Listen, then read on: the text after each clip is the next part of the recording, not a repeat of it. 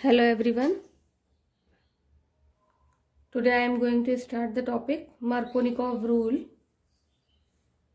Markovnikov rules.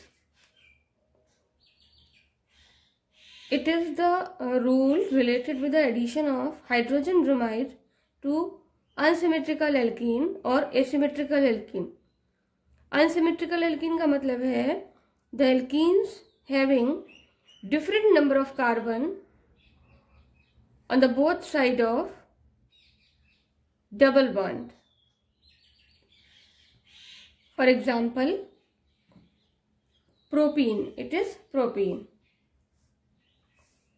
CH2, CH, CH3, it is propene and it is asymmetrical alkane because double bond के एक तरफ केवल एक carbon है ये और दूसरी तरफ दो कार्बन की चेन है। तो ये जो प्रोपीन है ये अनसिमेट्रिकल एल्कीन कहलाएगा। तो यहाँ पर प्रोपीन का एग्जाम्पल लेके टॉपिक को एक्सप्लेन किया गया है।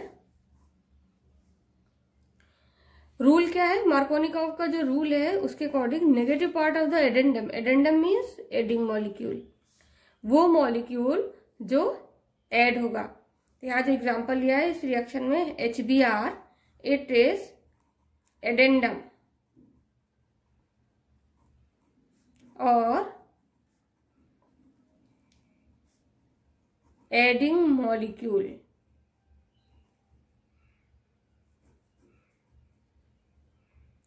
अब negative part of the adding molecule और addendum get attached to the carbon of double bond having lesser number of hydrogen atom.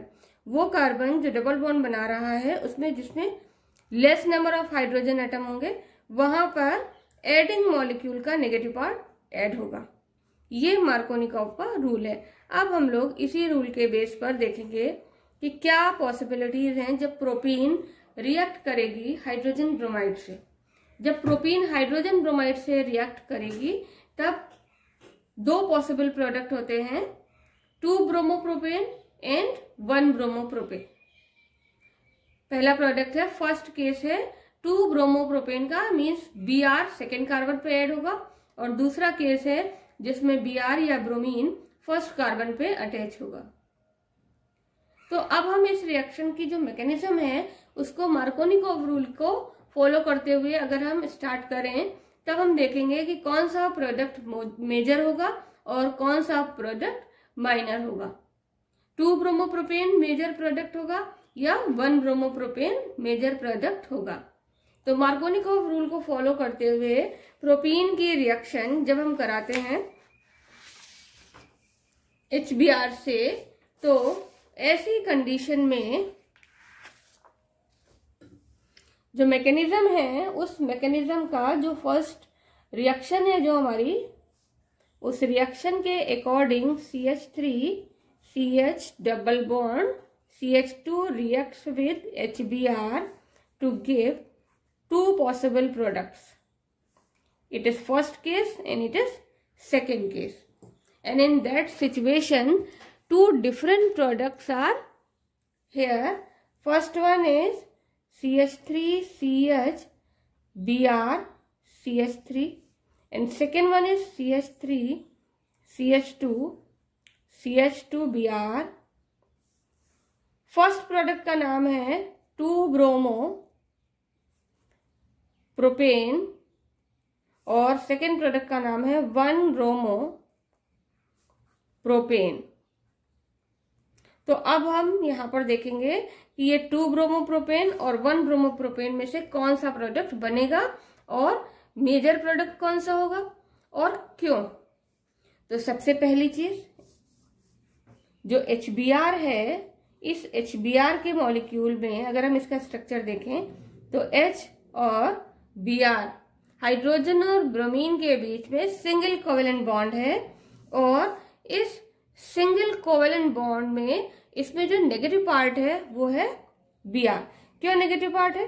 क्योंकि यहाँ पर जो ब्रोमीन है it is more electronegative. What? Bromine is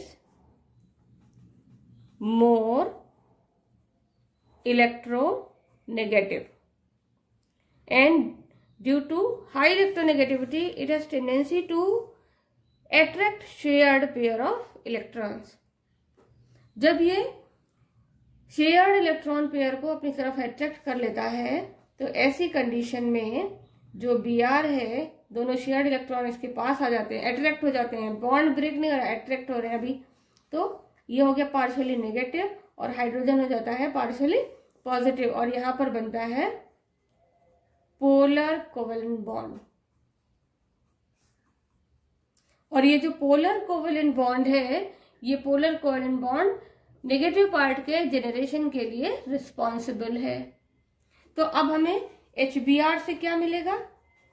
HBr जब ब्रेक होगा तो यहां से हमें H प्लस और Br माइनस मिलेगा, क्योंकि Br मोर इलेक्ट्रोनेगेटिव होने की वजह से शेयर्ड इलेक्ट्रॉन को अट्रैक्ट करके सेपरेट होगा। तो ये हो गया ब्रोमाइड और ये हो गया H आयन, हाइड्रोजन आयन। ये जो हाइड्रोजन आयन है इट इज इलेक्ट्रोफाइल। ये जो हाइड्रोजन आयन है ये इलेक्ट्रोफाइल की तरह बिहेव करता है। अब ये जो हाइड्रोजन आयन है इलेक्ट्रोफाइल है, अगर ये इलेक्ट्रोफाइल एल्कीन, अनसिमेट्रिकल एल्कीन पर अटैक करेगा तब क्या होगा? तो अनसिमेट्रिकल एल्कीन है CH3 CH double bond CH2 और ये इलेक्ट्रोफाइल यहां आ गया। तो ये इलेक्ट्रोफाइल डबल बॉन्ड बनाने वाले दोनों कार्बन पे अटैक कर सकता है। क्यों अटैक कर सकता है? क्योंकि दोनों कार्बन सेम इलेक्ट्रोनेगेटिविटी के हैं, पाई इलेक्ट्रॉन दोनों में से किसी एक कार्बन पर अट्रैक्ट होंगे। ठीक, तो इस स्टेप को आगे बढ़ाने से पहले हम देखते हैं कंडीशन कि CH3 CH double bond CH2 में जब पाई इलेक्ट्रॉन इस कार्बन पर अट्रैक्ट हो रहे हैं तो ऐसी कंडीशन में, और यहाँ कंडीशन क्या है? H प्लस आयन प्रेजेंट है, और ऐसे में तो नेगेटिव चार्ज किस पे आएगा? फर्स्ट कार्बन पे आएगा, तो बनेगा CH3 CH सिंगल बॉन्ड, तो इस पे आ गया पॉजिटिव चार्ज कार्बन पे, और यहाँ पर हो गया दोनों इलेक्ट्रॉन इसके पास आ गए CH2, और ये दोनों इलेक्ट्रॉन हो गए इसके ऊपर हो गया नेगेटिव चार्ज। जब इस पे नेगेटिव चार्ज आ गया तो ये इलेक्ट्रोफाइल कहाँ जाएगा? जहां इलेक्ट्रॉन डेंसिटी ज्यादा होगी। नेगेटिव चार्ज का मतलब है high electron density.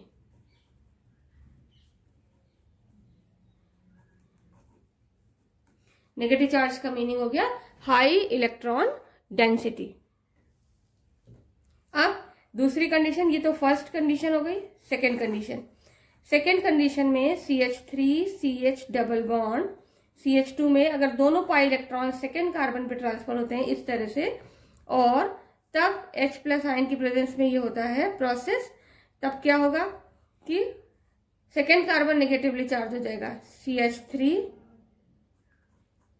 CH with negative charge and CH2 with positive charge, और ये हाइड्रोजन आयन आएगा इस नेगेटिव कार्बन पर, क्योंकि यहां पर इलेक्ट्रॉन डेंसिटी क्या है? इस कार्बन पर हाई इलेक्ट्रॉन डेंसिटी है। तो जो फर्स्ट वाला केस है, फर्स्ट केस से हमें मिलेगा CH3 CH CH3 और CH पे होगा पॉजिटिव चार्ज, एक ये मिल गया प्रोडक्ट। और सेकेंड वाले केस में हमें जो प्रोडक्ट मिलेगा वो होगा CH3 CH2 with positive charge. ये दो हमें डिफरेंट प्रोडक्ट्स मिल गए। अब इन दो अलग अलग प्रोडक्ट्स को अगर हम देखें तो ये जो अलग अलग प्रोडक्ट हैं उनको हम देखेंगे कि ये अलग प्रोडक्ट हमारे लिए किस तरह से वर्क करेंगे। तो देखिए, फर्स्ट जो प्रोडक्ट मिला था वो था CH3 CH with positive charge single bond CH3, और जो सेकेंड प्रोडक्ट था वो है CH3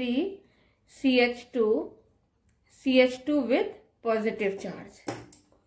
पहले वाले में पॉजिटिव चार्ज कार्बन के साथ दो एल्किल चेन जुड़ी हुई 1 और 2, दूसरे में पॉजिटिवली कार्बन के चार्ज, साथ में केवल एक चेन जुड़ी हुई है एक ही साइड। तो पहला वाला it is 2 degree carbocation, secondary carbocation. और दूसरा वाला क्या है, इट इज 1 डिग्री या प्राइमरी कार्बोकैटायन। एंड कार्बोकैटायंस में secondary carbocations are more stable than primary carbocations। ये क्या है, इट इज मोर स्टेबल, ये मोर स्टेबल है और प्राइमरी कार्बोकैटायन लेस स्टेबल। इसका मतलब रिएक्शन में जो ज्यादा स्टेबल होगा वही मेजर प्रोडक्ट बनाएगा।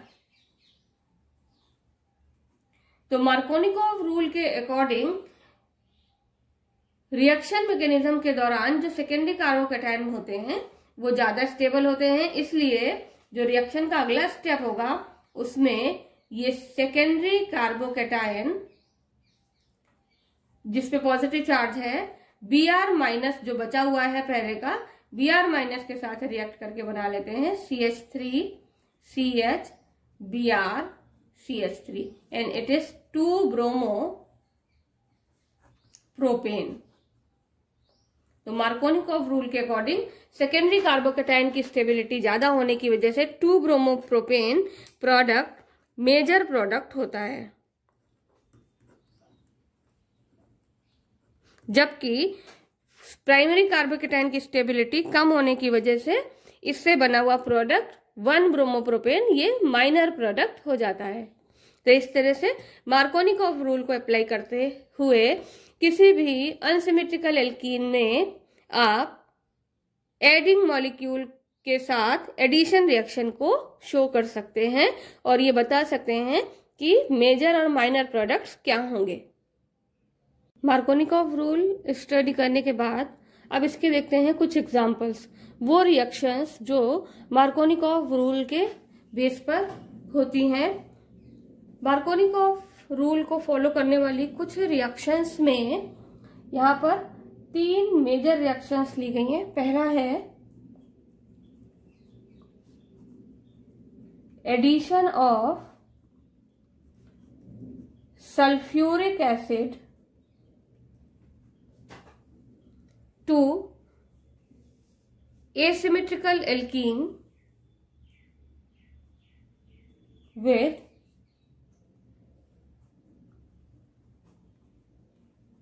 unsymmetrical alkene। यहाँ पर जो हमने फर्स्ट एग्जांपल लिया है, यहाँ पर एनसिमेट्रिकल एल्कीन का जो एग्जांपल ले रहे हैं वो है CH3 CH double bond CH2, it is propene.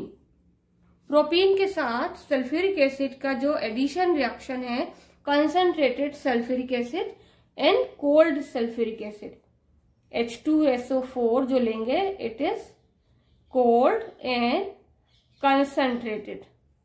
Cold and concentrated sulphuric acid जब हम लेते हैं तो हमें मिलता है जो प्रोडक्ट है उस प्रोडक्ट का नाम है, अब प्रोडक्ट का जो नाम है उसके लिए आप क्या सोचेंगे कि नेगेटिव पार्ट जो सल्फ्यूरिक एसिड का होगा वो सेकेंड कार्बन से अटैच होगा। तो सेकेंड कार्बन पर हम अटैच कर देंगे SO2OH और इस प्रोडक्ट का नाम है propyl hydrogen sulphate. Propyl hydrogen sulphate कैसे बनेगा, ठीक है, इसको देखेंगे। तो जो सल्फ्यूरिक एसिड है H2SO4 जब ये डिसोशिएट होता है तो ये H प्लस और HSO4 माइनस बाइसल्फेट या इसका दूसरा नाम हाइड्रोजन सल्फेट।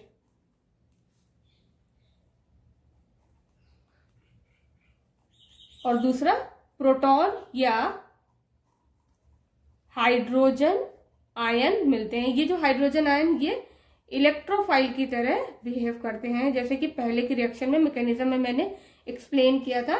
तो अब ये जो प्रोपीन है CH3 CH double bond CH2 H+ ion की प्रेजेंस में सेकेंडरी कार्बोकैटायन बनाएगी।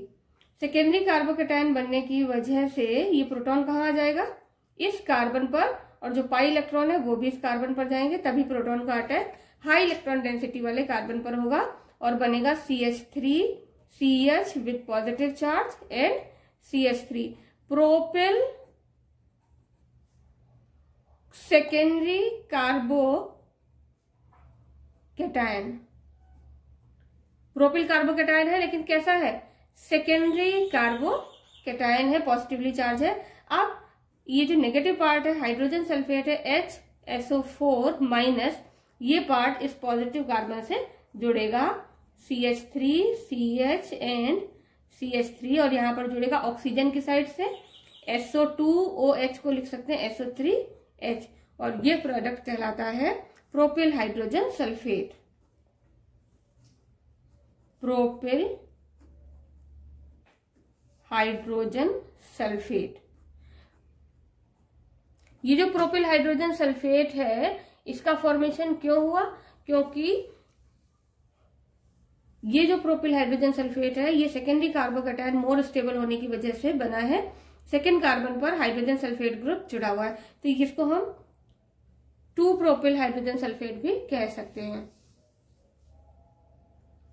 फिर इसके बाद जो अगली रिएक्शन है वो है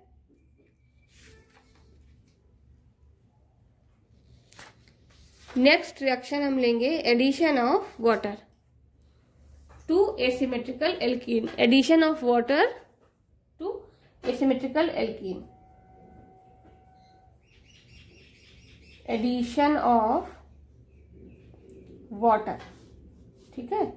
तो एडिशन ऑफ वाटर के लिए आपको पहले ही मैं बता दूं कि वाटर में जब ये डिसोशिएट होगा तो यहां से हमें मिलेगा H+ और OH-।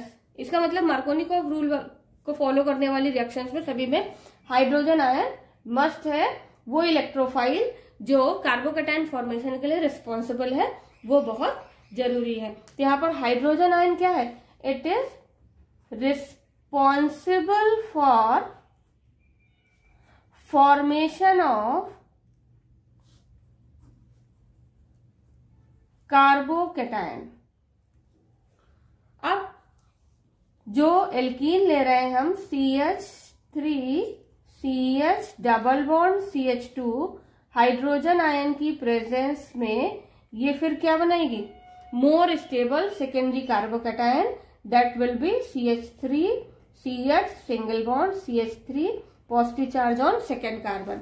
It is more stable secondary carbocation. अब ये जो मोर स्टेबल सेकेंडरी कार्बोकैटायन है ये नेगेटिव पार्ट OH- के साथ, जो वाटर का नेगेटिव पार्ट है इस OH- के साथ जब रिएक्ट करेगा तब ये OH- का अटैक इस कार्बन पर होगा और प्रोडक्ट मिलेगा CH3 CH single bond OH and CH3 means propane 2 all will be the final product. 1 2 3 second OH group, that means product is propane 2 all.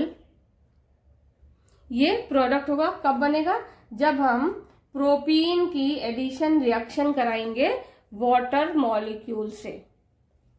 अब यहाँ पर हम एक दूसरी रिएक्शन लेते हैं जिसमें हमने लिया है ब्रांच्ड एल्कीन ली है। ब्रांच्ड एल्कीन है CH3C CH3 double bond CH2। ये ब्रांच एल्कीन है 2 मिथाइल प्रोपीन 1 2 3 2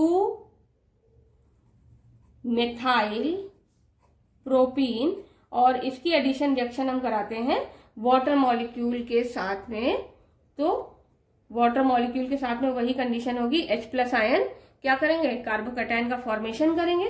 तो कार्बोकैटायन कहाँ बनेगा, सेकेंड कार्बन पर बनेगा क्योंकि इस पर कोई हाइड्रोजन नहीं है। तो इससे हमें मिलेगा CH3 और एक और CH3 है, ये भी हमने ऐसे लिख लिया CH3C ये सेकेंड कार्बन हो गया, सिंगल बॉन्ड CH3, इसके ऊपर आ गया पॉजिटिव चार्ज। अब ये हो गया टर्शरी कार्बोकैटायन, टर्शरी कार्बोकैटायन, और इसकी स्टेबिलिटी प्राइमरी और सेकेंडरी से सबसे ज्यादा होती है, मींस मैक्सिमम स्टेबिलिटी। और मैक्सिमम स्टेबिलिटी वाला ये जो कार्बोकैटायन है, ये अब OH माइनस से जब रिएक्ट करेगा, यहाँ पर OH माइनस आएगा इसके पास, ये OH माइनस इस पॉजिटिव कार्बन पर अटैक करेगा, तो प्रोडक्ट बनेगा CH3 COH एंड CH3, और ये कंपाउंड होगा two methyl propane two ol, two methyl propane to all. It will be the final product.